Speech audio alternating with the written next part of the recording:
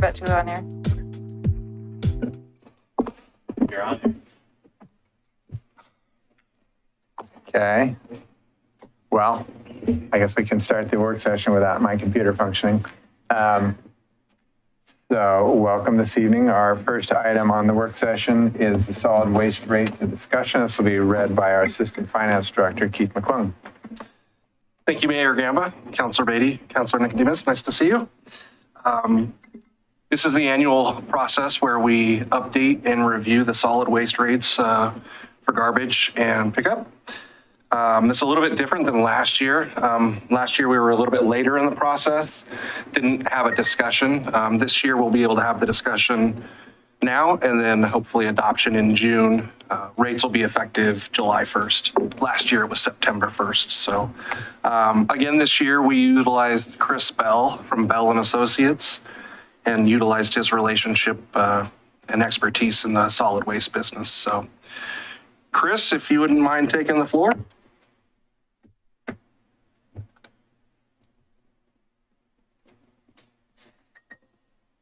Give me a pretty good.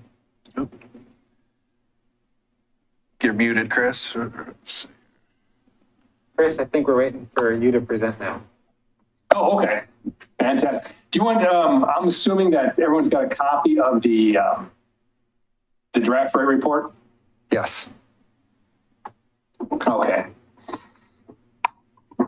I'm just gonna this is gonna be kind of brief because, you know, this year, I was happy to see when we got the submitted rate reports that the overall rate of return, the adjusted rate of return was within the range, within the 10% range. And I think it was the mayor had a question on the rate of return for drop boxes and why that looked a little lower. And hopefully I was able to answer his question because I didn't make an adjustment to that. If we did, you know, that range still would have been a little bit on the higher end for all lines of business. But the big question that we have hanging over the heads right now is Metro has said that they've got the next 4 years or 5 years of rate increases anywhere from $7 to $8 per ton. And that's significant. That's really significant as we're approaching, as they're looking to approach $160 a ton.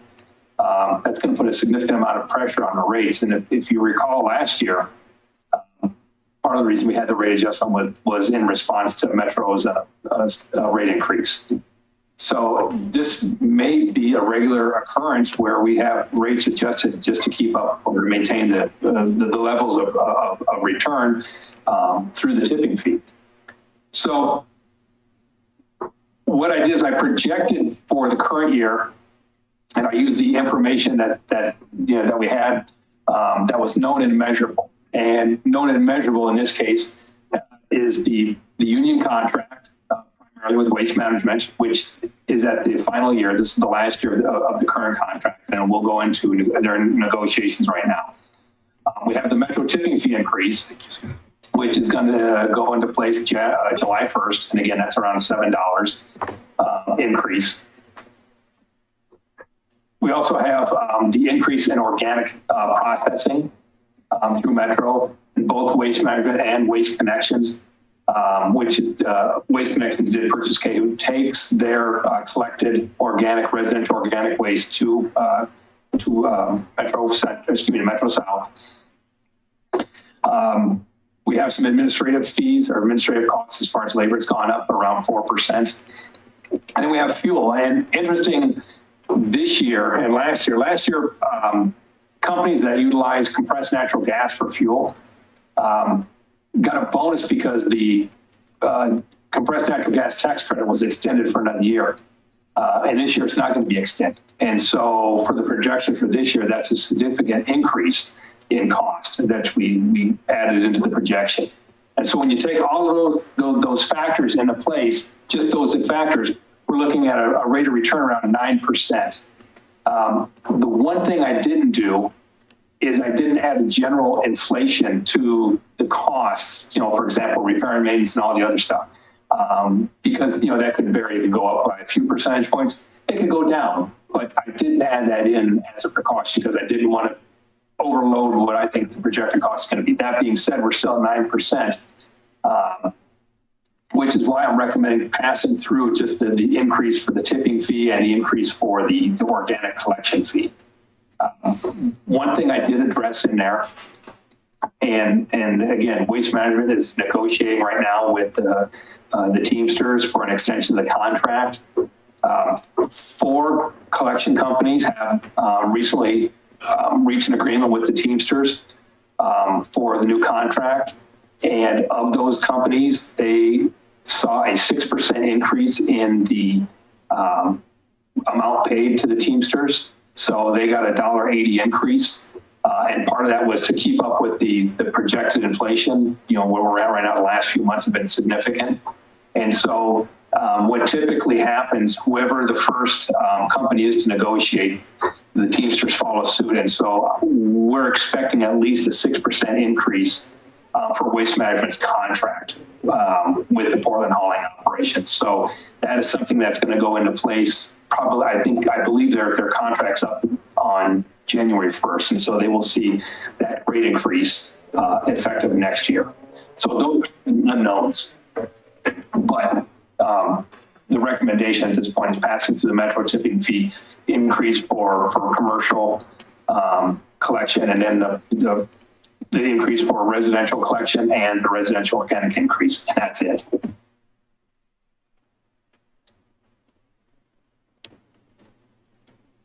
Okay.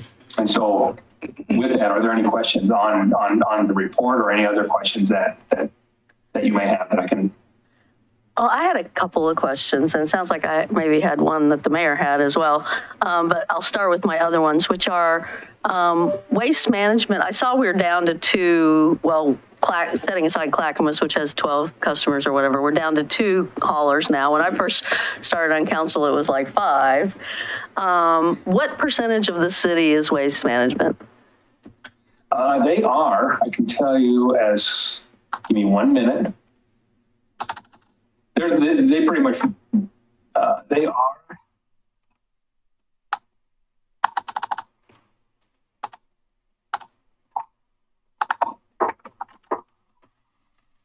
$86.3% as a percentage of revenue. Okay, So and this they pretty much they determine where the rate's going to run. and this Cahoot is a new name to me. Did they buy one of the Dines or one of the other ones? No, it was Hoodview Garbage was owned by Cahoot. Oh, Cahoot family. okay. Cahoot's owned Westland Disposal, Hoodview, Canby Disposal, City Sanitary, and they also own KB Recycling. Okay. So Waste Connections bought that entire company, and they're going to instead of changing all the names, they're going to keep it under the name Cahoot. Oh, but it's bought by, so it's part of Waste Management now, you're saying? No, Waste Connections. Oh, Waste Connections. Okay. Yeah. Okay. My other question was, why the return is so low on dumpsters, on whatever you call them. Drop boxes. Drop boxes. And why we wouldn't want that to be a little more expensive. Is there some policy reason we would want to keep that low? I mean, I see that it's only maybe 20% of their income or something like that, of the total columns of different income streams. One of the things that I've done in the previous year, I didn't do it this year, was, and I apologize, I should have done that. There's this thing called Waste Management. When they report their drop box operation, there's productive time, and that's from when that truck shows up to pick up the box and when they're actually providing the service. And then there's the unproductive time, and that's, you know, from going point A to point B. And Waste Management is their area of operation is significant within the east side, within Portland and everything, east of the Willamette. And so primarily a lot of their non-productive time is expended in the Portland open market. However, their method for allocating a lot of that non-productive cost is based on the hours of productive time. And so what happens, because City of Milwaukee, you have 3 companies that have a significant amount of special waste that's transported to Hillsborough landfill. And that average trip time is about 3 hours. And so when you're allocating the non-productive time, it takes up approximately 20% of, and they're signing up by hours. So Milwaukee gets a significant amount of that non-productive time, added on to the cost that they report to the city. And what I've done in the past is I've eliminated a lot of that non-productive time and said, that's a cost that's not being incurred within the city of Milwaukee. And one of the reasons is because if you look at, for example, Precision Cast Parts, they've got 4 drop boxes that are lined up next to each other. And so this truck, from the time it leaves the yard, picks up a box, it takes out to Hillsborough, comes back, grabs another box. The non-productive time on that is maybe 2-3 minutes, as opposed to 30 minutes, which is the average lumping on all these costs. So when you make that adjustment, and the profitability of Dropbox within the city of Milwaukee comes up to between 8 and 12%. And so this year, like I said, I apologize, I didn't make that adjustment. Made it in the past, and that's one of the reasons why there's not a rate recommendation for Dropbox. Okay, so you're saying the real rate is 8 to 10%? Correct. Okay. Correct. A couple of years ago, we took an in-depth look at that how they were doing Milwaukee, because we were befuddled, myself and Rick Winterhalter, who works for Clackamas County, on how they can be losing money on that. And what we found out is that the trip time was significant. So there was an adjustment made for the mileage cost to take into consideration the additional miles expended driving specifically to the Hillsborough landfill for that special waste. And with the implementation of that mileage rate, that profitability came back to the Dropbox service that provided to those industrial customers within the city of Milwaukee. So can I drill down into that a little bit? Absolutely. If we have folks in the city of Milwaukee that require a special service, a service that costs more to give, i.e. specifically driving it out to a specific landfill or facility out in Hillsborough, Yeah. why is that not just charged appropriately as opposed to spreading those costs to the folks that get a drop box to tear a roof off and put a new roof on? Well, it is. It is. What we did is the rate right now within the city of Milwaukee for Dropbox service is it's if you want a 20-yard Dropbox, it's $155, and that takes consideration the drive time there, the delivery, the rental charge. That covers the cost to provide, let's say, a resident with that service. But if in the case, let's say you're Precision Cast Parts, and they're requiring a special drop box with a lid, and that haul fee sits a little bit higher for that, plus a mileage charge. And so once they get, what we did is we figured out, what the average time was, the miles. And so when we set that mileage charge of $4.70, it took in consideration that additional drive time for that special waste to get out to the Hillsborough landfill. So we didn't want to penalize, for example, Safeway or residential hauler, a residential waste generator who needed to use a drop box to take it, say, to Metro South, because that trip time averaged out to about 1 hour and 5 minutes. So it was right within line what we expected. So that's why we set the mileage charge, because the mileage charge is only implemented after 18 miles. And most Dropbox hauls within Milwaukee back and forth don't even reach 18 miles. So they're not charged that $4.70. It's just the special waste generators. Okay.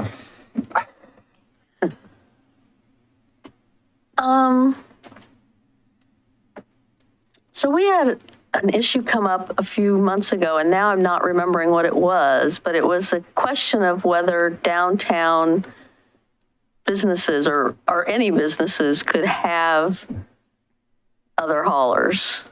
Like, it was like restaurants, and there was somebody who was cheaper, they could have hauled. Another food carts? Oh, was it the food carts? Yeah, that's right. It was the food carts.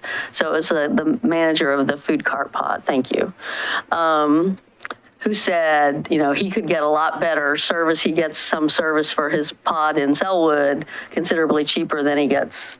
It was more, he could get work from Milwaukee, inside Milwaukee, because he had to go through waste management. Right. And he couldn't get them on the phone. Right. And it was harder to get garbage pickup. Right. And we have Heiberg right here in our industrial area who he uses, I guess, for other sites. Yeah.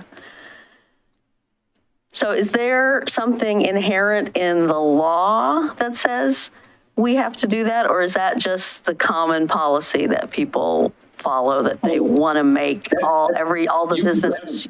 An exclusive franchise with waste management. Yeah. Whereas in Portland, the service that's regulated within the city of Portland is residential service, and that's franchised to different haulers, whether it's Hyberg or Waste Management or City Sanitary. They all have an exclusive collection territory, and that's only for residential. But in Portland and Selwood area, it's open market, so they can charge a lower rate. And some haulers do, some don't, depends on the circumstances surrounding the business needs. If you were to just exclusively have garbage collection and not have recycling, then it's significantly cheaper because that recycling, yard debris, organic food collection for the residential, or for the commercial businesses, that's all a bundled rate. And so, that's what the city votes on, and the city has established this is the standard level of service that we want to provide, whether you're a residential customer or a commercial customer. So it's an exclusive franchise that the city has with either Waste Management or, in this case, Cahoon Waste. So are you saying that the restaurants in Portland do not have compost service? They do have compost service, but they can determine what level of service they want, and they can negotiate that with the hauler.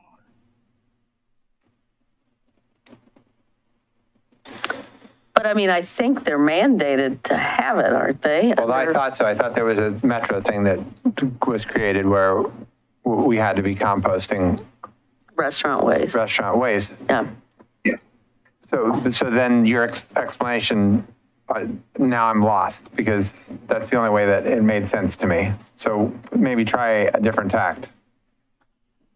In Portland, you have the choice of selecting whoever you want to provide service, whatever hauler. Right. And there's over 20 of them. So that business would negotiate a rate with the hauler. And if they like that rate, then they select that hauler. If they don't, they can choose another.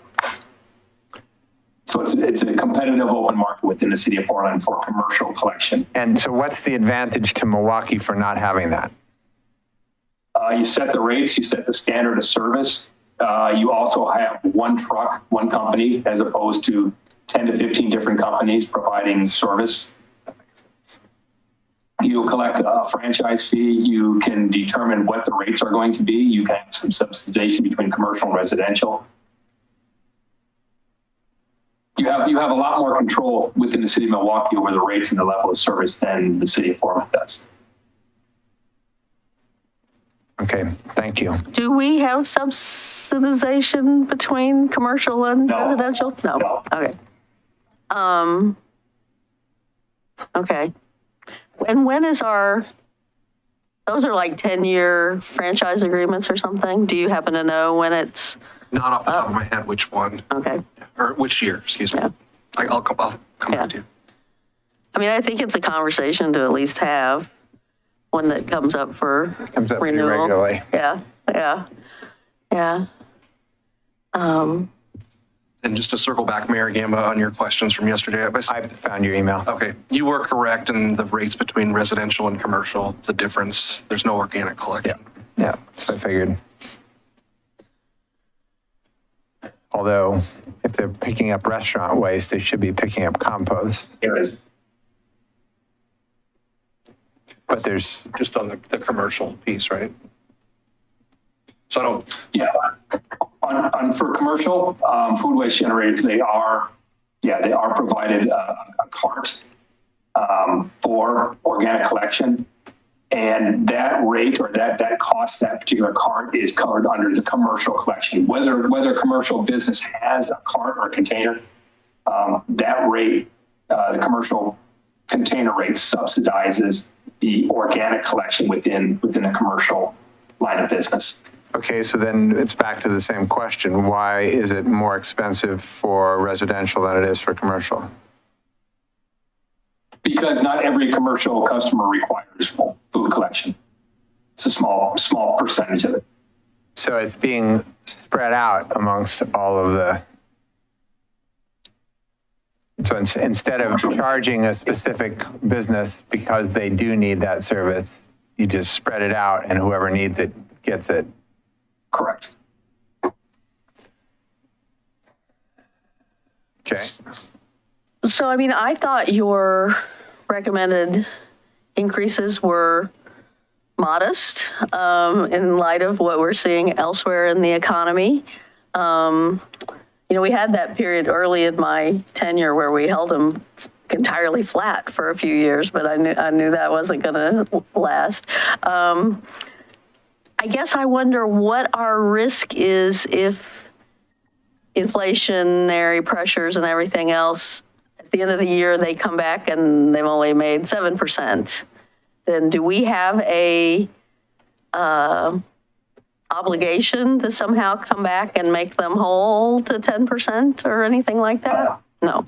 No, every year, the haulers will submit their annual report on March 15th for the previous year. Mm-hmm. And during this process, what we're going through right now, we look at the rates, look at all the factors, and then we calculate a rate adjustment, whether it's up or down, or maybe it'd be great if we didn't have a rate increase, because you guys have the ability right now to say, listen, we're going to keep the rates flat.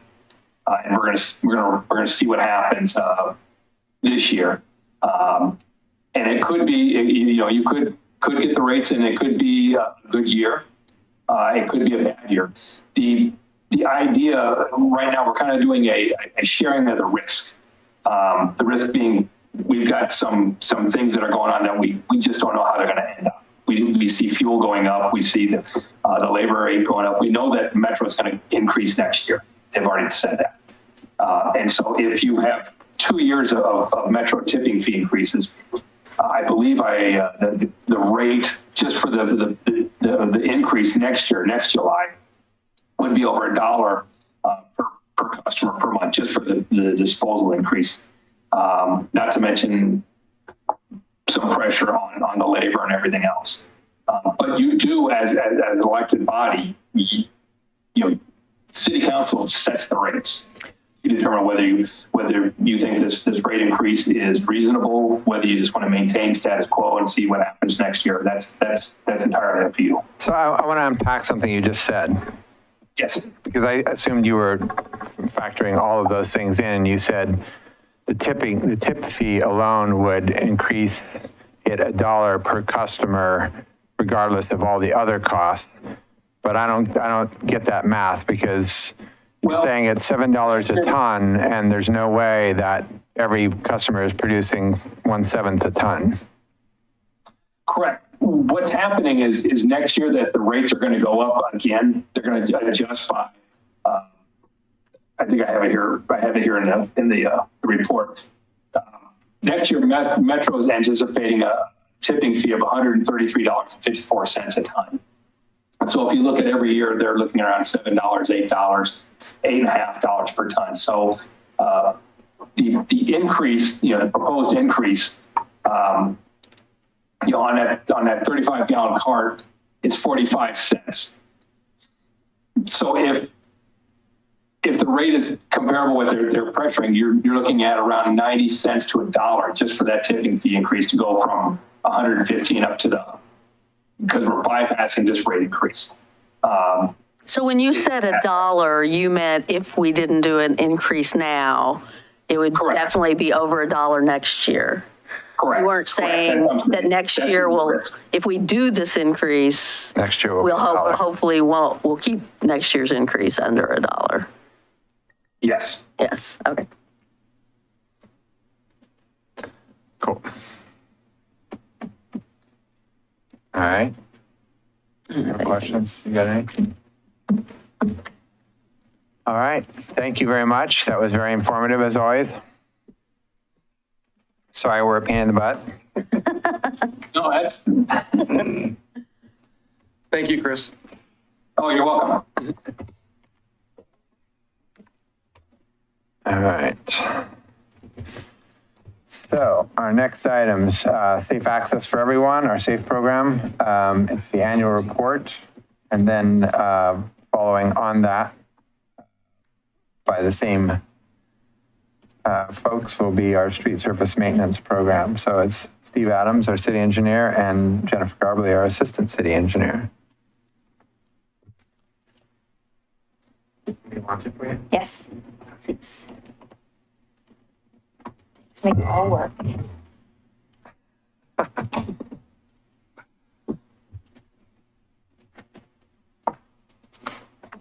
You didn't know when you went into that line of work, Scott, that you were going to become an IT expert, did you? Not all that. Bait and switch, if I ever saw it. Good afternoon. Good afternoon. This year, Jen is taking the lead, and I'm just sitting back and being the wingman. Basking in the glory. Being the wingman, that's me. Thanks for having us. We're here to give you an update on SAFE and SSMP programs. So our SAFE program goal overall is to accomplish priority 1 and 2 corridor improvements within the 20-year planning horizon as an overall program goal. We have more. Our SSMP program goals, major streets at 75% or above on pavement condition index, deferred maintenance, no concrete goal set here, but reconstruction of local streets should come after all preventative maintenance needs and has been addressed, and larger streets are brought up to 70% of PCI. Prevent any street from deteriorating to the point of requiring reconstruction. Crack sealing, rehabilitation projects should be the prioritization over reconstruction of already failed streets. And then complete a 10-year project sheet. This What does is the that goals we last have. one mean? There is a list of projects that was developed when this program was kind of put together. And so we're still working on that. Really? Because that list is about 17 or 18 years old? 20. Yeah. Probably, and I think that's part of the problem is not being able to get to those streets. However, you will see later, we are starting to really check those off, especially with the integration of the SAFE program and being able to hit those and do it collectively. So here's where we're sitting right now. Our arterials came in at a 69. That is up. That's an increase from last year, which I'm sure is due to Lake Road and Linwood getting paved. The arterials is about 10% of our entire city network. Then you go to collector. Collector was at 56. It actually dropped. Last year was closer to 59. And that is about 30% of our city network. Then you go to our local and our neighborhood roads. That is at 53. That has dropped even more so than the previous year. And it's 60% of the city network. And every time we do a SAFE project, everyone's asking, when's my road getting done? When's my road getting done? And that was definitely kind of one of our lessons learned at the beginning of this program was we can't just come in and put sidewalks. We need to be looking at the road too. So this next budget and this next CIP, we are really focusing on some extra roads to add and making sure we're not just coming in and doing sidewalks, even if it's a grind and inlay, to help bring that surface up a bit higher. So The remaining SSMP program sheets are integrated within the SAFE program bundles over the next 6 years. So we should be able to cover any remaining projects that are on there. We've double checked, made sure they fit in some project within the next 6 years. We've increased the budget for slurry seal and surface repair. So we've originally had it about 250,000. We've doubled it over the next 6 years. We've increased, or actually we've added a new budget for residential asphalt repair.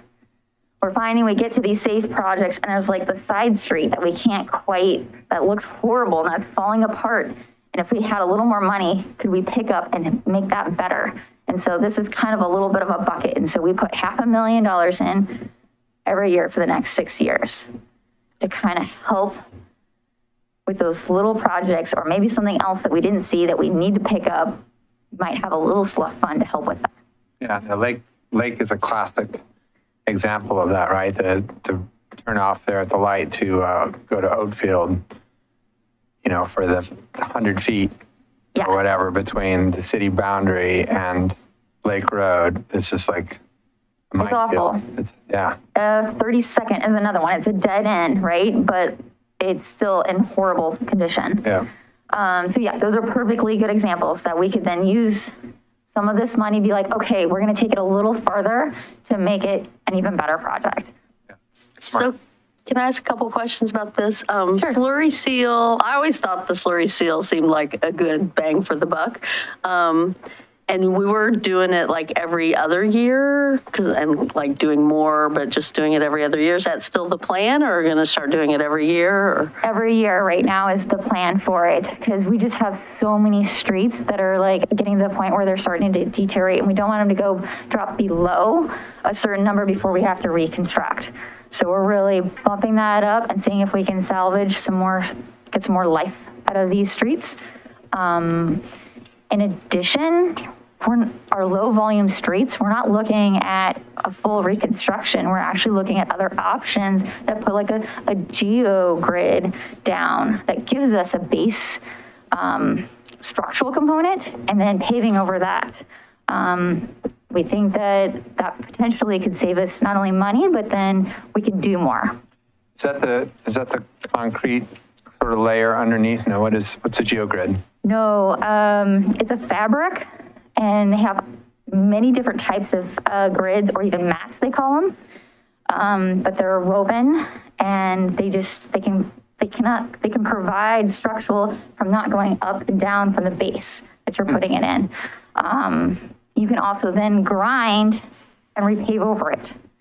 And so instead of having to go down another 12 inches to put in a base on a road that gets only 300 people a day, is not as useful. Like, yes, that road will be fine for a long time, but like, I think we can still get the life out of this with the potential. So we're looking at it on Ardenwald North at this point to test it out and see how well it works. But really could be a potential savings for us, so we can spread those SMP dollars further and do more. Yeah, I can add a little bit more on the GeoGrid. It's designed to keep reflective cracking from entering the new asphalt. So asphalt always cracks all the way through. That's what gives it the, the look, the alligator look, the crack look. And when you put GeoGrid down, it gives it a strength layer that is intently there to prevent the cracks from coming up into the new asphalt. I wouldn't use it on really busy streets, only on lightly traveled streets. Truck traffic would create the cracking anyways. But if you're on a street that's mostly residential, once a week garbage pickup, I'm thinking that the GeoGrid could be a good compromise to save some money and rebuild these streets at a reasonable cost. And then the key thing, as Jen said, is put a thick enough layer of asphalt down that you can come back and grind it. So if it does need repair in 30 years, you can grind 2 inches off, put 2 inches back on, and the GeoGrid is still structurally fine underneath that. You just don't want to put 2 inches of asphalt over GeoGrid and try to grind that off. So I've talked to Peter, and we'll make good notes in our GIS maps of what streets have GeoGrid and the asphalt thickness on top. So a future city engineer could know how much is there and how much they are allowed to grind off. Interesting. Okay. My other question was, and it's kind of a little bit off topic, but what responsibility do construction crews have for damage they do to the streets? And I don't mean what they're actually tearing up for their construction, but the egress and ingress to get to their construction site. If they're damaging a residential street, what responsibility do they have? Usually we try to, if it's, close to the site, are you talking further? We'll extend it if there's a damage made, and the contractor would pay for that if there was entering and exiting. But the hard one is like on Lake Road, when people were detouring on Guilford Court and drive through there, that wasn't in the list. That was the detour, and it was in poor condition already. That's just one that needs to be paved. But I didn't extend it to them because they weren't really taking construction equipment over there. That was the detour just from closing, or people didn't want to go through the light when it was a four-way stop. Well, so I'll tell you the complaint I heard recently, which was Lava Drive. Waverly's building new apartments, but part of and they come off whatever Waverly Court or whatever that is, but part of their approval was to remove some trees further down closer to Lava Drive. And so they came in with some big vehicles and they cleared a bunch of trees, which I hope they're being made to plant back for what they cleared. But they cleared a bunch of, it was largely invasive stuff. And the residents there say, Lava Drive was never a gray road down there, but they say it's much worse after that. So that's the kind of example I would. So are you talking about Lava Drive that is west of Waverly? Yes. I'm surprised. There should be no work there at all. That's actually phase 3 of the development, which they have not proceeded through with yet. They only have approval for phases 1 and 2. There should actually be zero work on Lava Drive unless it's just taking invasive species out or something that. Well, if you drive down, Directed. you can see there's 2 trees left and a whole bunch of cleared. Is that? I'll check with Courtney. Yeah, that's phase 3, but they don't. Phase 3's never been approved. But in phase 3. In phase 3, that was the struggling point. We need to rebuild Lava Drive to access phase 3. So they dropped phase 3 from the application, and they have not been permitted through engineering to do any work down on Lava Drive. So I can follow up with Peter and Courtney and find out what is going on. The only thing they've been permitted to do is to build phase 1 and 2, which is the upper hill site north of the existing apartments. And they're doing adding sidewalk there. We're going to repave half the street. They're doing a mill and inland half the street. And they have some water connections, sewer connections they need to do. But I'll look further into Lava. Okay, thank you. But I guess just generally, that's the, what's their responsibility when they're doing? So in a development, they would be repairing the street as well. Mm-hmm. So. Is there another example? Well, no, but I could think of examples. I don't have another concrete example, but I could think of examples where it's not construction, it's other kinds of heavy equipment. It is tree work, or it is, I don't know, what else, other kinds of reasons somebody would be bringing in heavy equipment. But yeah, I guess. For the most part, we're trying to build up our arterials to be, so they can handle those larger vehicles. So yeah. That is being looked at. And that's the reasoning, or, when we talk about the low, the things I call zoners, you guys have a different name for? Shared streets. Shared streets. Shared streets. Why we do the concrete edge to that, right, is the crossover of even residential vehicles doesn't tear up the edge of the concrete. Or the asphalt. That's great. Asphalt's very weak in shear strengths, and so if you line it with a flush curb, it helps the asphalt hold together. The flush, so that's what I've used flush curbs on these streets before. Yes. And then easier for walking, biking, transition from Yeah. your gravel to your asphalt. Holds it in place better. Okay.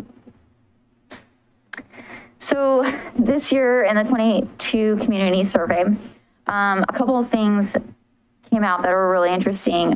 Maintenance of streets, 90% view it is very important and important. So this came across very highly in that survey that Kelly Brooks did.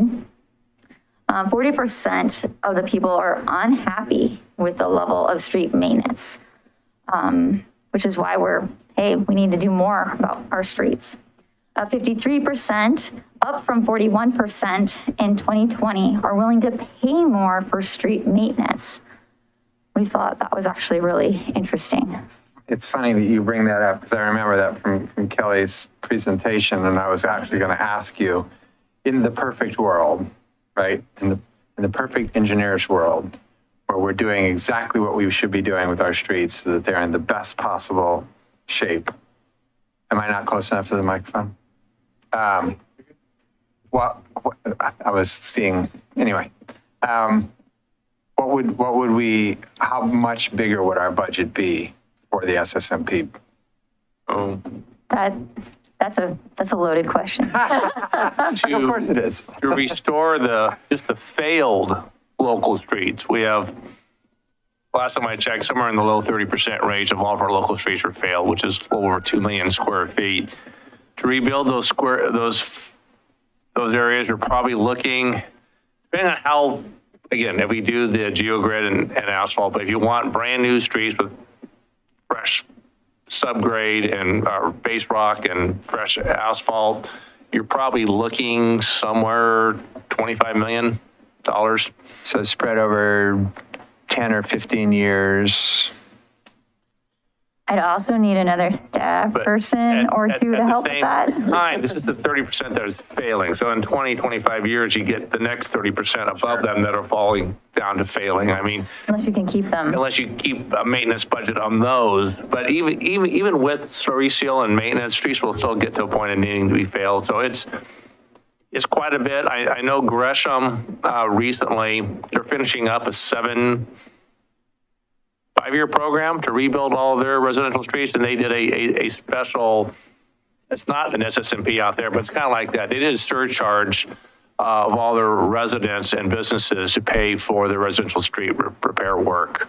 But it would, and staff, and they've hired someone specifically just to manage that project. That's all they do full-time for 5 years now, so. And they got away cheaper because for some reason they said that they could rebuild streets and not have to meet DEQ water quality requirements. I don't know how they came to that conclusion. My reading of DEQ is you rebuild a street, you have to provide water quality. Stormwater, all the things, yeah. And then, of course, ADA, if we, Yes. Right, if as you well. touch the street, You you touch got the to street. put the corners in even if there's no sidewalks. so So, well, and this is going to end up going down a rabbit hole, but, and you, I think, have both heard me talk about this before. We change our street design on our neighborhood streets from whatever it is now, 20-foot, 25-foot pavement to a narrower street, Wunderf concept again, you know, with the more curvilinearness, all of that stuff. So we've now reduced the amount of pavement you're going to need. We do want to then put in those concrete edges. So I realize that's an expense. It would be interesting. not everywhere has to have those concrete, you know. Right. I mean, it's, Right. you Because it gotta, just tears down the streets if we don't have it. So it would be interesting, you know, to take an hour and sort of do a back of the envelope on if we started changing the way we're thinking about our neighborhood streets to make them more people-friendly, meant to be driven on slower, but therefore smaller, just big enough for the fire trucks to be happy, right? What does that then change that calculation and then go back to the question of, okay, now what does our SSMP fee need to be? because, what we walked into as a council was an SSMP system that had been set up like 15 years, something like that, before we were even on the council, with a fixed rate of $3 and it was like $3.25 or $3.35, something like that. No increase for the cost of anything, right? So obviously maintenance went downhill over that entire period of time, which put us behind the 8 ball, right? Made it worse than if they'd have just had cost of increase and Well, and the SSMP was only designed to be arterials. It wasn't Right. really ever Yeah. designed to be anything else. that's true too. Yeah. So those two factors, and now we are where we are. So it was interesting to me when I saw that, and it would be a conversation we'd want to have with the community, just like we did when we did the SAFE program. But so the first question is, what's it going to take, and over what period of time? And Yeah. then the second question will be, all right, so are you willing to pony up an extra, whatever it is, $3 a month, $2 a month, $5 a month? I don't know what it would be, but I think going into the TSP, these are the kind of conversations I think that would be really relevant to the community, because it's, not only is it hard on vehicles, it is hard to bike, it's hard to push a stroller, it's hard to walk. You have to really pay attention, right? You twist an ankle pretty easily on some of those streets. And then if we update all these roads, we get some traffic coming because now people are driving too fast. Well, that's where I'm getting at Really the narrow. VUNERF, right? So you put parking on this side over here and parking on this side over and a here, tree. put a tree there and you put some benches there and the street is like this. So then you don't want to go fast. For sure. I was going to say, I heard some grumbling about I haven't been over to 42nd. I've been meaning to go. I've heard some grumbling about the bulb outs. And I'm like, I love those bulb outs. You can complain. I don't love the liability of some of those bulb outs, but we're making some of the bulb outs happen, and some of them will not be happening the same way again for the public. Well, and people complained and still complain about Linwood to some degree. I called you the other day when I was parked in that. It was crazy with the school, but it certainly has slowed down traffic. It has absolutely slowed down traffic. People drive slower on Linwood than they used to do. And that means probably less people are cutting through Linwood. That's all good. Yeah, with the street maintenance too, we'll have to have further conversations. So we have some streets in this city, namely along like Lake Road or down off of Linwood to the east, where it actually has curbs on both sides and a full width of asphalt. And so it's not a street that takes to a Wooner style street as easy as say Sherrod or something like that. That was just built with no. Oh, no, no the curbs. VUNERFs, I'm just talking about for neighborhood streets, not for collectors, not for I'm not saying arterials. collectors. I'm saying the neighborhood streets that are off of in these areas. We have some areas where you have 32-foot wide asphalt streets with curbs and sidewalks on both sides, and that wouldn't be a Wooner style street. So that would have to be Probably ones that are- stay as a Yeah, 32-foot I'm wide not asphalt. saying take streets that are fully built out and make them Make one less. I'm just talking the about ones that don't all have. the ones that aren't. I'm all up in Yeah, the older ones. in Older all ones. Ardenwald area, Okay. right? Yeah, That kind of I stuff. agree. Okay. So from the survey, also the walking and biking was really positive. 76% view creating safe spaces for people to walk and bike as very important, which is great. So they're supporting definitely sidewalks coming. And then 77% are satisfied with how the city is providing safe spaces for people to walk and bike. So now we're just kind of needing to catch up that SSMP and really blend these programs together. We're getting there. So here's our 9-year integrated program goals. You should all have seen these, or now you have. So 27.9 miles of sidewalk, 1 mile of path and trails, 4 miles of bike lanes, pave 19.5 miles of roadway, construct or repair 899 ADA ramps, 78% of the 25-year SAFE program completed, 82% implemented of the city's ADA transition plan, and then complete the city's original 10-year SSMP project list. So you're saying those were the goals when we Yeah. set out, when Yeah. we did the bonding and Yep. kicked off? Okay. Yeah, so Okay. this is the major items that were kind of being accounted for. And so here's where we're at. So I put the target there on the left and then the actuals in the middle. Sidewalk seems like it's down at 17%. However, we've just kind of changed how we're putting in sidewalks and how we're doing shared paths. And so our shared paths only had 1 mile that we said we would do. We're already at 2.1. And I can tell you, we're going to have more. We've got 43rd coming. That's not in there, this numbers yet. And then we're going to have King Road coming. It's also, we're looking at putting the bike lanes on a shared path because it's a safer option and it means we don't have to buy right away. And is that 2.1 all Linwood? Kronberg Park and Linwood at the moment. I think the original 1 mile was railroad, right? That could have been. That'd be longer than a mile. Yeah, it would have been A mile. So I don't know how these were developed, but this is what I'm reporting on, right? So, I mean, if we keep putting in shared paths, we're not never, but in 9 years, I'm not going to get to probably the 100% on the 100% on the sidewalk, but I am putting sidewalk and bike lanes in a different aspect. So It's an improvement. I just want you to recognize that. As far as paved miles, we're at 28%. So really, really getting close.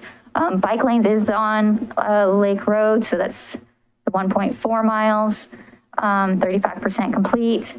Accessible ramps, we're at 228, and that's 25% complete. What this doesn't reflect is we're really close to 42nd, 43rd. We're probably going to be wrapping up that. This summer, I'm thinking paving done before June 30th, if they keep moving at the pace they are. They have till the end of the summer to finish, but they are moving. It is coming quickly. Nice. And then we have Home and Wood that is just about ready to really get kicked off, and we're anticipating it to be done by end of the year. So there's 2 more projects that are coming. And here's kind of their stats as far as when they're done. We'll have sidewalk another 0.78 miles, paved 0.56 miles, the path 0.24 miles, and then 56 ADA ramps to add to that. Homewood sidewalk is only on home, one side, 0.62 miles. Paved 1 mile. And that might actually be slightly off. That might not have the wood numbers in there too. We'll see. I might So be a the little off. sidewalk goes all the way from King to Railroad? Yep. And that's not more than 0.6 of a mile? I There's guess I some thought it was. sidewalk there, isn't there? Oh, You might have a little bit of sidewalk there already, so we're tying into that. That's what I'm remembering. I also had staff provided this, so I could check the numbers. But anyways, these are estimated, right? Yeah. And then 88 ramps, another 32 88 ramps. But the exciting, and this is a picture from today from 42nd, 43rd. 43rd actually looking towards the Safeway at Howell. So they are moving. Sidewalks going in on the east side, and then the west side's being prepped for the path. So, and this gets a grind and inlay of 3-inch new asphalt down. So we will be set and ready to go on the street when we leave. So up and coming projects and design. So Washington area improvements, they just hit their 30% design deliverable. So that is moving. And we're gonna keep pushing them and get that out probably next spring. I thought you had renamed that. That was Is it back to- originally the El Punte project. Oh, okay. And it wasn't really, we were kind of doing more work on Washington, so it kind of made more sense from an area standpoint. Okay. So yes, it originally was the El Punte project, and we bundled it, and there's more work here that's happening on Washington. It kind of just made more sense to call it. Okay. the lane, it was just growing too long. I had to kind of cut it down. Ardenwald North is approaching a 60% design, so that'll be my next project that will definitely go out for construction that I'm anticipating. Harvey is safe. Right now, I'm just trying to figure out staffing.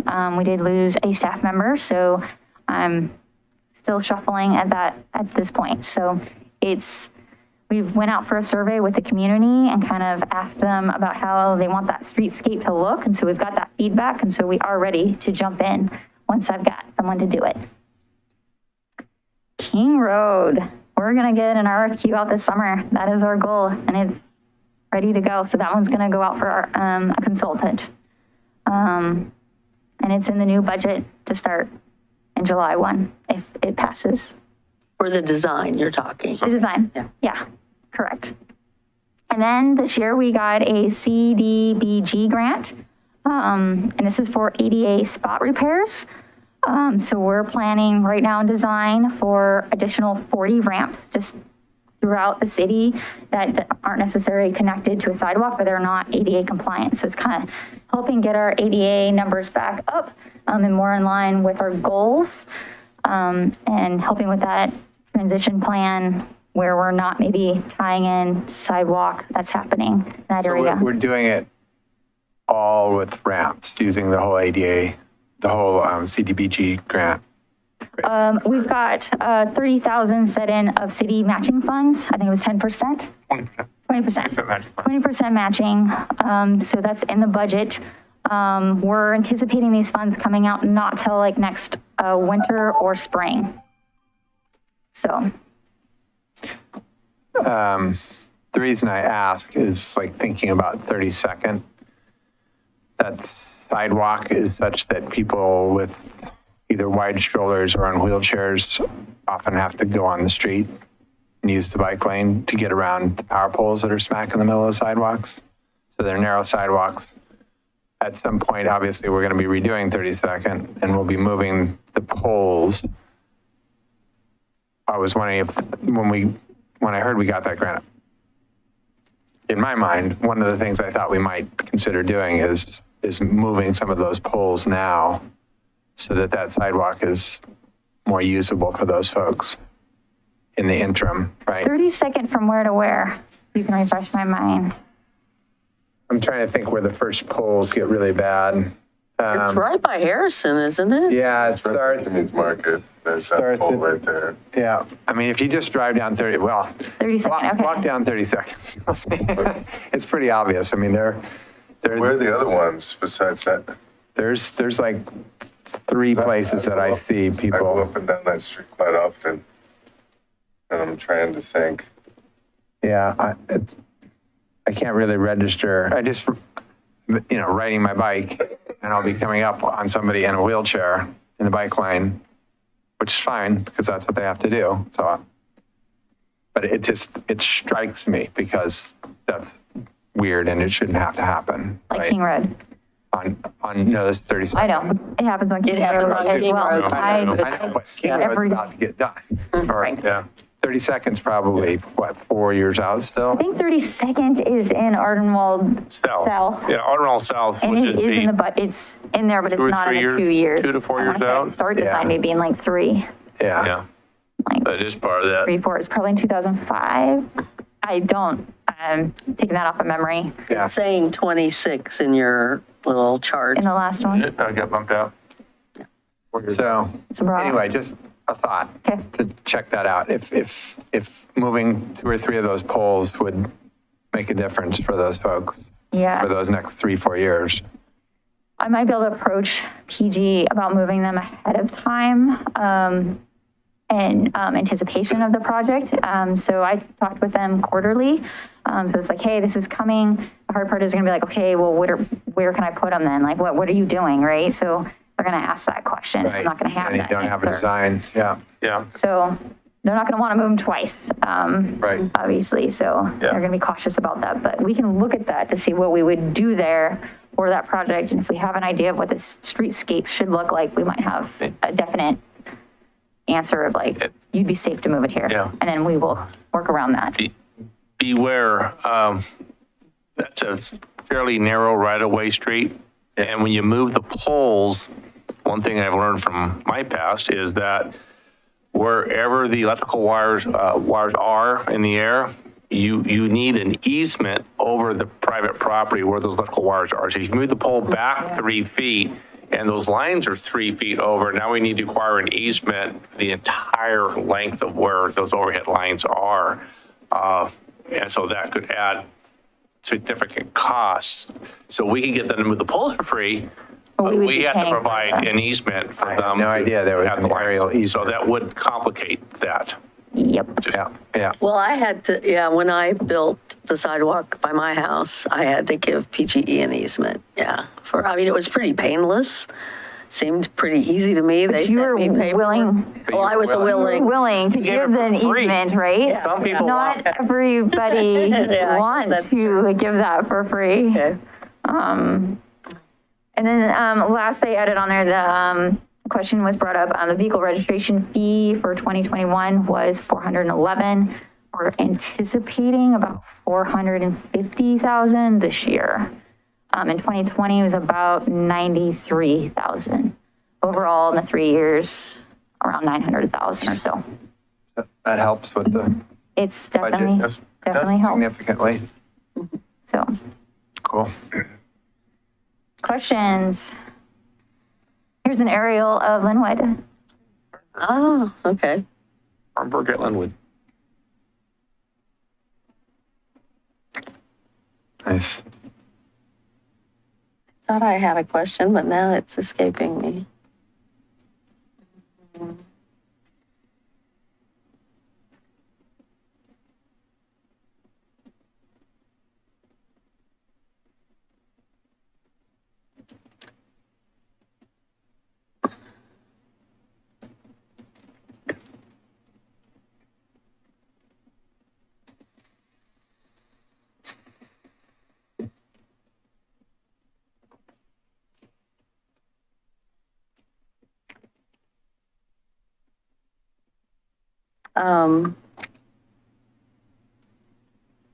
Yeah.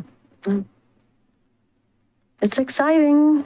Yeah, I mean, it's Yeah. great to see these projects getting done. It really is great. It's exciting and people are noticing. Yeah. I mean, some people are complaining, but more people are excited. They're happy. It's Yeah, I think, yeah. Yeah. No, people, yeah. I mean, people don't, it's no fun when it's happening in front of your house, but I think people, by and large, understand With, that it's an improvement. Yeah. Linwood, what's great is that this idea has really kicked up some interest in the Portland metro area. I gave a lunch and learn talk to Washington County staff a couple weeks ago, and there's about 20, 25 of them in place. And I've been asked to come and give a talk to Clackamas County also. So there is some interest on the multi-use paths. And I still get the same comment all the time. Why is the street so narrow, the path so wide? Up here every single time you go right away to right away, the asphalt's the exact same width. All I've done is take 5 feet of bike lane off a street and add it to the sidewalk. So your lane widths are the same. It just looks narrower because you don't have a bike lane there to go around cars. Fudge. Yeah. So, but it literally is the same amount of pavement. yeah. Not only that, on a arterial, we'd actually have wider sidewalks. It would be a 6 foot plus the bike lane in there. So we're kind of utilizing it and saving a little bit. Yeah. And then able to put in some of the areas an actual landscape strip, which is nice. Yep. Yeah, and having the pervious asphalt rather than an impervious street surface, so it's been good. And everything's full steam ahead for the county's piece of Linwood? Yes, They're going out yet. they're supposed to go out to bid this month. I don't know if they're still on target for that or not. I talked to the county a couple months ago, but they're still supposed to go under construction this summer and be completed in fall of '23. Wow. No. That'll go all the way from Monroe to Completed, it's 2-year construction. Fall '23. Summer '22, fall '23. Two Okay. two All right. summers that should be done. Okay. Yeah, that's my understanding. Fall '23 is still the goal. Cool. Yep. And didn't you get to give a talk at the Active Transportation Summit too? Tessie somebody- provided Tessie did, she did a presentation about River and 22nd.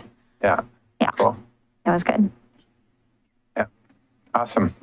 So, yeah. Great job, you guys. Really you. appreciate it. And everybody does. We're trying. It's being noticed even north of us. All right, cool. Thanks. Thank you. All right. Our next item is our Carefree Sunday events, and this will be presented by Dan Harris, our Events and Emergency Management Coordinator.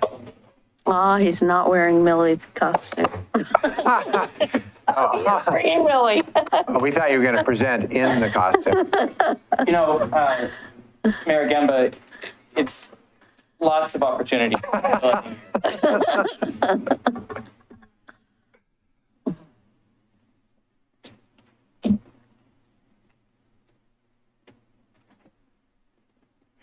Somebody have that open somewhere. Somebody has it open somewhere. I blame myself. Oh, I didn't do that. Just getting ready for you, Dan. Sure. You don't let me. Okay. Thank you so much. And a fine good evening, Mayor Gamba, councilors. Thank you all so much for having me here once again. My name is Dan Harris. My pronouns are he, they. I am the Events and Emergency Management Coordinator for the city. And here tonight, I am here tonight to talk about upcoming events, including Carefree Sunday. So I do want to start by saying that we've had some great events completed this year already, and these are primarily organized by Public Works. I say that not because I wouldn't love to take credit for them, but because I think that the team out there between Parks Development and the natural resources work that Natalie Rogers has done is really exemplary. Earth Day, we had this wonderful cleanup event out at Willow Place Natural Area. Decent number of volunteers, 30 plus volunteers out there. And then in addition to that, several of our neighborhood district associations put on cleanup events of their own for Earth Day. The Scott Park Open House on May 1st saw several hundred community members come out to contribute their voices to the future of parks in Milwaukee, particularly the development of Scott Park. And I want to say that there was some really great intentional outreach and supportive engagement done around that in terms of looking at, in this case, bilingual messaging, making sure that food was available, listening to what it is that we can be doing to get a wider array of voices, a more representative array of voices involved.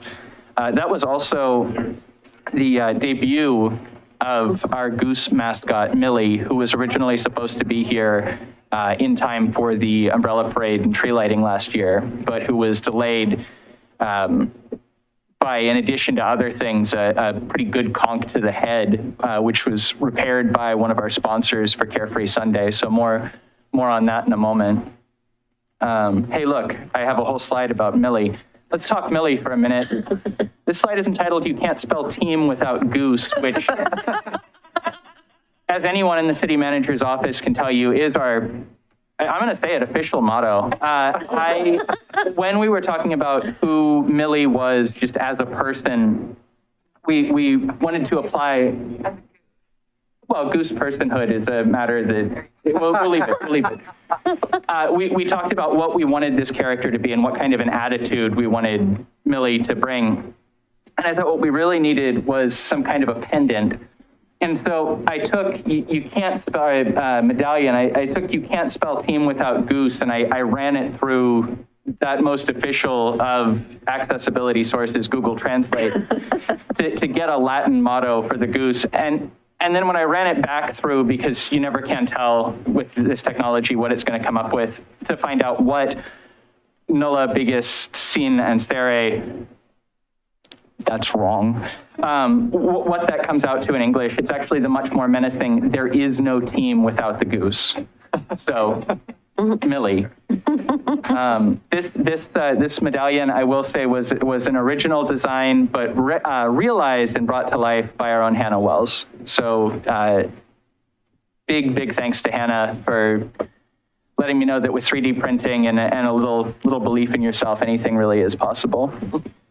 Let's get back to events. Upcoming, we've got 2 events in the next month in June that I'd like to highlight very quickly. Milwaukee Pride.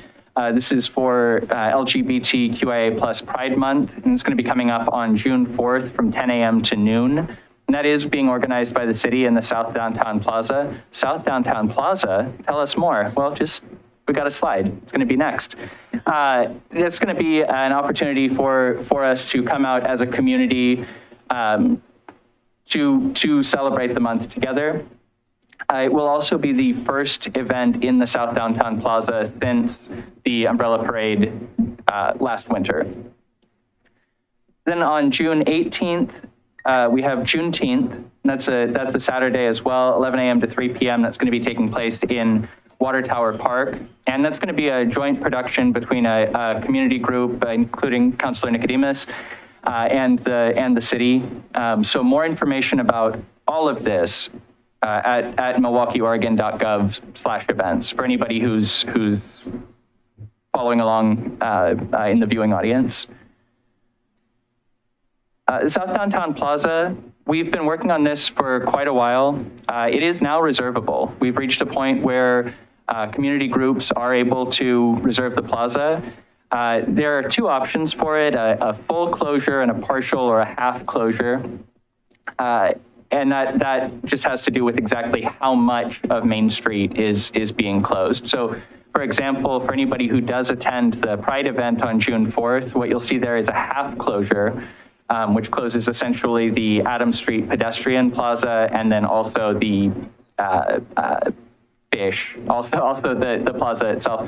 But a full closure would involve shutting the street down up to Washington, the way that we do for the Umbrella Parade. Either way, this $400 fee was arrived at because that is the minimum amount using the values listed in the master fee schedule to calculate for 2 utility tech 2s from Public Works to come out and actually close the street. That includes vehicle costs, that includes 2 hours of overtime, 1 to close it down, 1 to open it back up. There are ways, and I absolutely did look at surrounding jurisdictions for if there are ways to charge more for this, to charge less for it. And while I do think that if we wanted to pursue a policy of trying to more aggressively monetize it, there's probably room there, or at least in the future there might be. The guidance that I've received is keep it as close to free as possible, and $400 is the minimum amount of money that the city can charge for that space and not lose money on it. So that's that. These figures this summer, I think we're sort of hoping to see this used as a little bit of a soft launch, a little bit of a test bed for it. I've got information about this that was, it was supposed to go out in the May pilot, but for anybody who read the May pilot, that was a busy pilot. So I've got confirmation as of today that it is going to be listed in the June pilot. We also have this listed in our weekly NDA updates being sent out by Jason Wax for at least the next few weeks. So I think that we're going to be able to get this information communicated out. This will be a little bit interrupted when Coho Point construction begins. So I'm not entirely sure what the future of this plaza reservation is going to look like, but my belief and my hope is that after this year we'll have some actual data to work with in terms of what it looks like when community groups reserve the space. I've been in touch with surrounding business owners and have attempted to contact the surrounding property owners, although that's proved a little bit more challenging than I would have guessed. In any event, Plaza, please. Yeah, so I was a little disappointed to see the Friday weekend limit, because I definitely, when we talked about this plaza for years and years, one of the main things we talked about was like a midweek farmers market or a Wednesday night concert series or whatever. But I'm fine with using this year as a test bed. I do think we need to somehow, I guess I'm concerned about once Coho gets built, and certainly if those other buildings more immediately adjacent start getting redeveloped, that people know this is a plaza. There, your street will be closed. You know, this was built for this purpose, and so that we don't have businesses going in there that, you know, are then going to be crying foul. Sure. So I don't know how we do that. But I do get that, you know, this is a test year and, you know, Coho's coming and that's going to throw things off too. So, I mean, I'm not that agitated, but I do hope that at some point it's, you know, any night of the week after, you know, 6 p.m., it's available sort of thing. Sure, and I appreciate that feedback, and as we're having these conversations, Councillor Beatty, I'll definitely keep that in mind. Yeah, you know, I mean, I think if we can get to a future where we have a lively enough downtown core, or south downtown core in this case, that we have that demand, then yeah, I think we should probably rise to that challenge and figure out how can we balance that demand with the need to keep traffic flowing and the rest of it.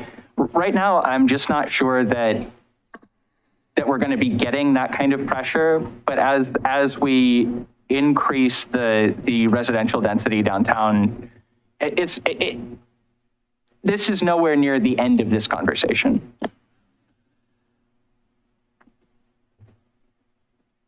Carefree Sunday.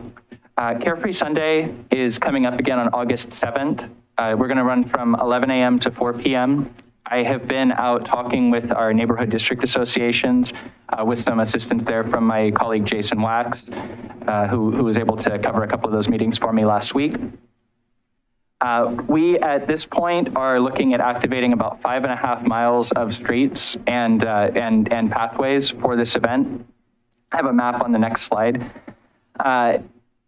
We're looking at returning as closely as possible to the 2019 model. I think that there were some interesting things done in 2021. I also think that any month where we program every single Sunday, we're in danger of overextending ourselves a little bit.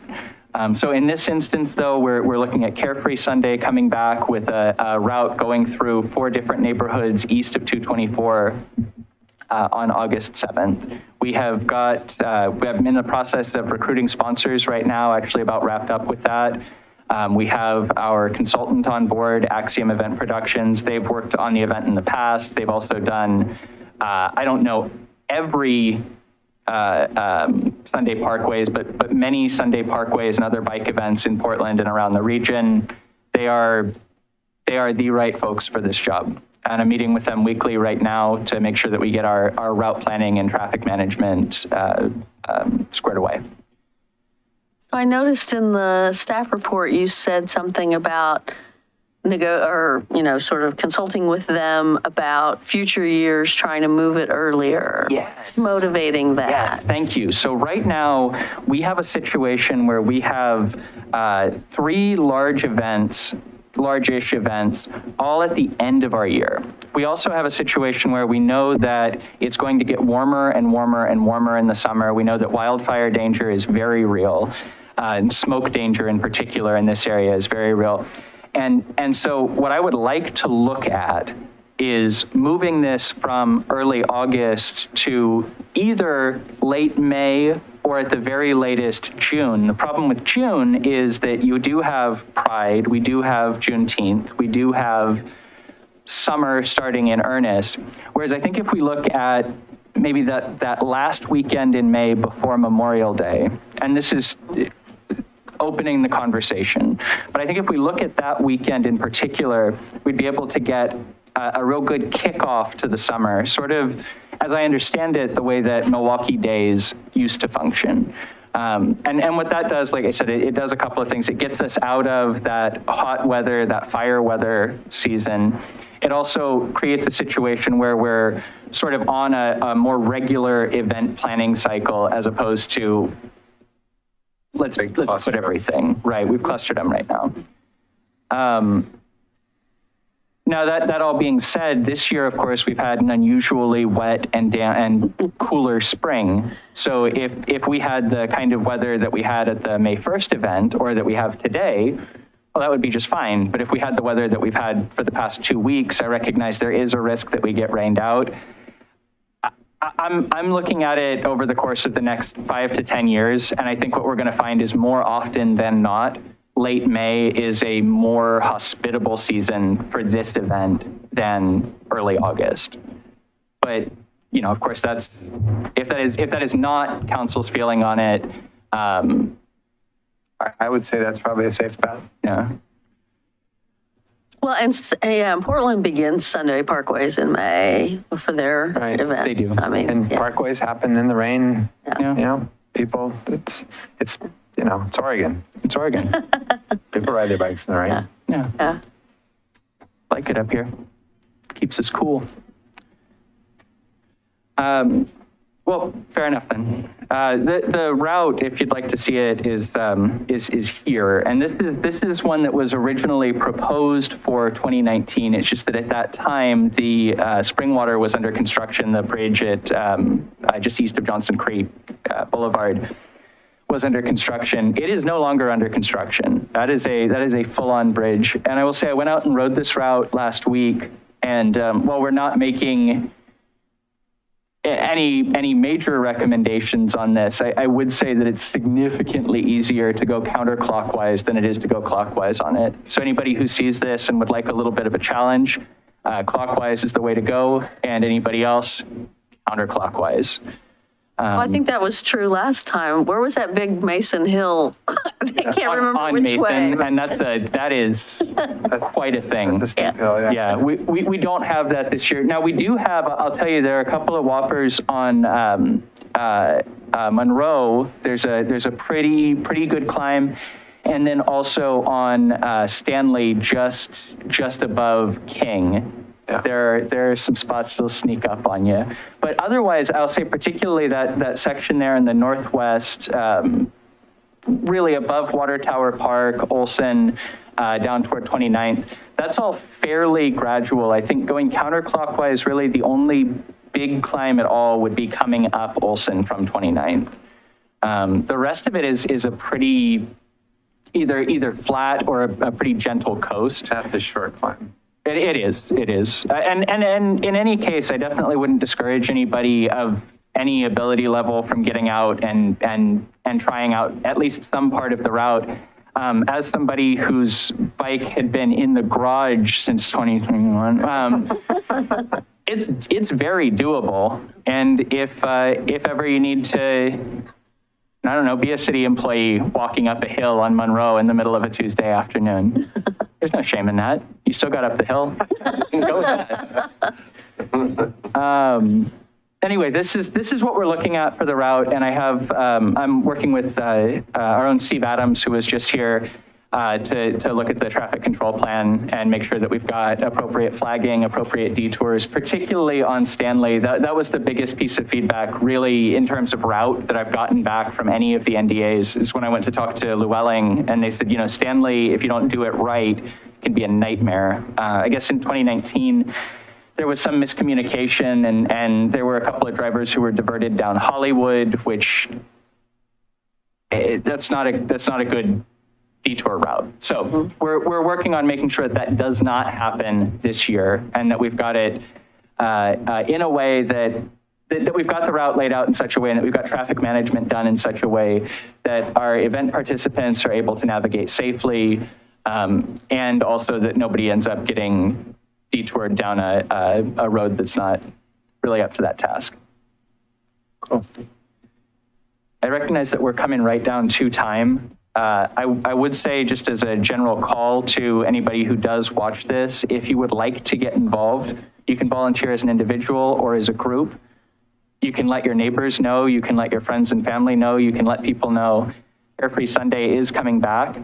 We do have the webpage up now, and it is getting more and more robust all the time. We're preparing to start more concerted volunteer recruitment in the first part of June. I'm waiting for just a little bit more material from our consultants on that, but it's coming, and we're going to be able to do that. I will say we've already heard from the Rotarians and also from Friends of Trees, who both groups have expressed interest in adopting intersections for the event. And I anticipate that more groups will come forward as we start with this push more aggressively to recruit volunteers. That route is going up Monroe, right? So that church was very active. Yes, yeah, and thank you so much, Councilor Brady, for that, because Grace Point Church, who I'm in touch with again, and who they've expressed a great deal of excitement about coming back and partnering with us again. We don't know. I was just speaking with a representative there on Thursday of last week, and they're still trying to figure out exactly what it is that they want to do, but they helped to facilitate a bicycle obstacle course in their parking lot. They opened up the building so that people who didn't want to use porta potties, which are going to be widely available throughout the route, had somewhere indoors where they could do that. I mean, they had a barbecue and a bounce house and all kinds of stuff. And what they've done actually in the past is they had like a summer picnic, and they've sort of rolled that into this. So they're not only willing to participate, they are excited to participate, and we're sort of figuring out exactly what that's going to look like this year. But I'm sure whatever they come up with is going to be fantastic, and I really look forward to continuing that conversation. Great. If we have just a few more minutes, two? Yeah. Perfect. All right, so there's my upcoming event slide, and there's my contact information. If anybody does have any questions about this or about events generally in Milwaukee, events@milwaukeeoregon.gov is the way to go. I did say that I would come back and talk about winter events when I was last here in the fall of last year. I proposed at that time looking at combining our two winter events, and I went ahead and did that. And I'll say the biggest piece of information that I would share on that is from our partners with the Christmas ships.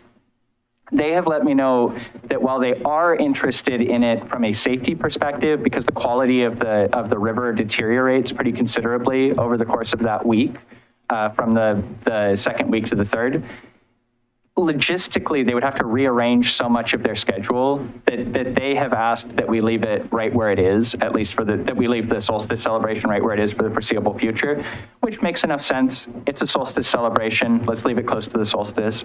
So while I had previously come before you and said, I think this is an idea worth exploring, and I do think that the idea has merit, I think in terms of the stakeholders involved, their expressed desire is to leave it right like it is. And so I'm going to go ahead and reverse myself and say, I think let's just leave it as two things for right now. And if that ever changes in the future, I wouldn't be surprised if this council was the first group to know about that.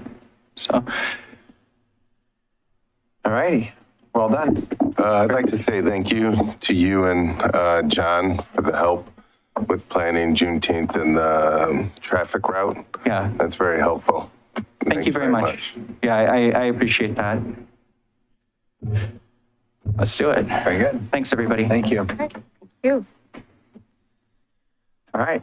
With that, our work session is complete, and we will see you all back here at 6 o'clock. Sure. Nightmares.